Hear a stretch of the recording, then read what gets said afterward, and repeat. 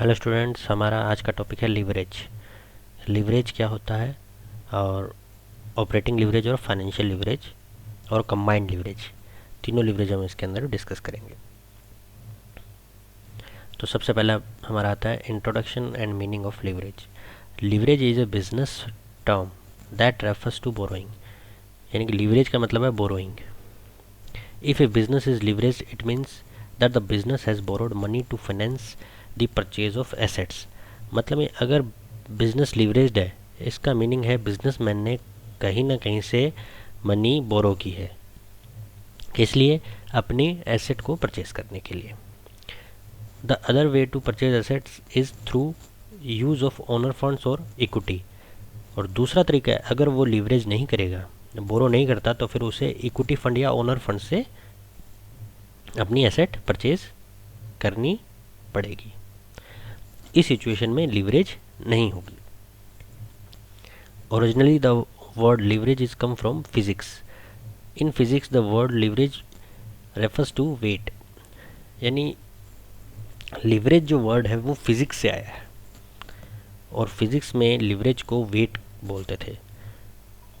If we convert it into commercial term, the weight for any businessman is of fixed expenses. अगर हम इसे commercial term में convert करते हैं तो वेट का मतलब ये है कि लीवरेज का मीनिंग कि बिजनेसमैन जो फिक्स्ड एक्सपेंसेस बियर करता है, हर महीने बिजनेसमैन रेंट, सैलरी ये पे करता है, ये फिक्स्ड एक्सपेंसेस है, तो मतलब बिजनेस में लीवरेज है। So we can say that leverage can be calculated of any firm in a case when fixed expenses are in existing in that firm. यानी हम ये कह सकते हैं कि फिक्स एक्सपेंसेस अगर फर्म में है, एग्जिस्ट करते हैं, तो वहाँ लीवरेज है। अगर फिक्स एक्सपेंसेस किसी फर्म में, बिजनेस में नहीं है, तो मतलब लीवरेज नहीं है, हम लीवरेज को कैलकुलेट नहीं कर सकते। अब लीवरेज है क्या? Leverage is a ratio. कैसे कैलकुलेट करते हैं? ये एक रेशो है which shows A relationship between revenue before charging fixed expenses and revenue after charging fixed expenses. यानी लीवरेज एक रेशो है जिसके अंदर हम ये चेक करते हैं कि fix expenses before charging revenue, यानी रेवेन्यू बिफोर फिक्स एक्सपेंसेस कितने हैं, अपॉन में revenue after charging fix expenses, यानी फिक्स एक्सपेंसेस उस रेवेन्यू में हम चार्ज कर देंगे, देन क्या रेशो आता है इसका, ये लीवरेज कैलकुलेट करता है।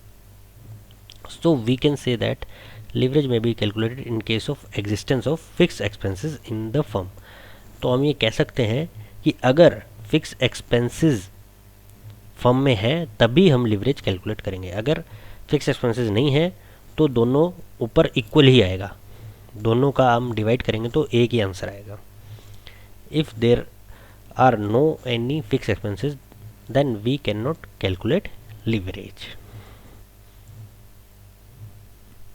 अब हमारा नेक्स्ट आता है ऑपरेटिंग लीवरेज क्या है। बिजनेस के अंदर दो तरह के फिक्स एक्सपेंसेस होते हैं। फर्स्ट है हमारा ऑपरेटिंग नेचर का, सेकंड है फाइनेंशियल नेचर का। ऑपरेटिंग नेचर में सैलरीज, रेंट आते हैं ये, और फाइनेंशियल नेचर में interest on loan, interest on debenture, और अगर प्रेफरेंस शेयर का डिविडेंड है तो ये भी फिक्स एक्सपेंसेस में आते हैं, यानी कि जो हमें पे करना ही करना है वो फिक्स एक्सपेंसेस माने जाते हैं। Operating leverage measures the degree to which a firm can increase operating income by increasing revenue. Operating leverage ये मेजर करता है कि हम कितना रेवेन्यू इंक्रीज करें तो हमारी ऑपरेटिंग इनकम कितनी इंक्रीज होगी, ये ऑपरेटिंग लीवरेज से हमें पता चलता है। Operating leverage boils down to an analysis of a fixed cost and variable cost। Basically operating leverage क्या है, फिक्स कॉस्ट और वेरिएबल कॉस्ट का एनालाइज करता है।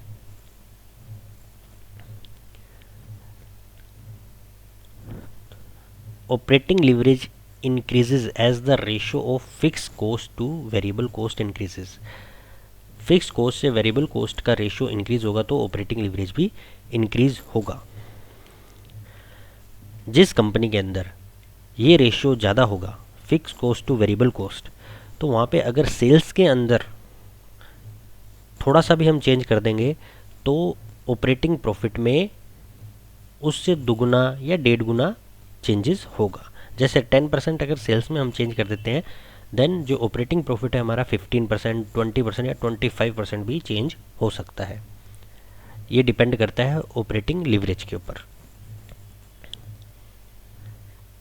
Technically operating leverage is defined as the percentage change in EBIT divided by the percentage change in sales. यानी operating leverage ये बताता है कि EBIT में कितना चेंज हुआ है divided by percentage change in sales. तो ये हमें ऑपरेटिंग लीवरेज बताता है. EBIT अपॉन में हम कर सकते हैं परसेंटेज चेंज इन सेल्स, यानी चेंज इन EBIT अपॉन में चेंज इन सेल्स. अब ऑपरेटिंग लीवरेज को हम कैलकुलेट किस हिसाब से करते हैं, क्या इसका फॉर्मूला है? तो ऑपरेटिंग लीवरेज हमको कैलकुलेट करने के लिए सबसे पहले कंट्रीब्यूशन हमको कैलकुलेट करना होगा. कंट्रीब्यूशन कैसे आता है? सेल्स हमने कितनी की, माइनस में वेरिएबल कॉस्ट हमारी क्या है, सेल्स माइनस में वेरिएबल कॉस्ट बराबर में कंट्रीब्यूशन, जिसको हम C से इंडिकेट करते हैं. फिर EBIT जो C आया है, C में से हम माइनस करेंगे फिक्स कॉस्ट को, देन हमारा आ जाएगा EBIT, earning before interest and taxes. अब हमारा ऑपरेटिंग लीवरेज का फॉर्मूला बन जाता है C अपॉन में EBIT, कंट्रीब्यूशन अपॉन में EBIT, तो हमारा ऑपरेटिंग लीवरेज आ जाएगा.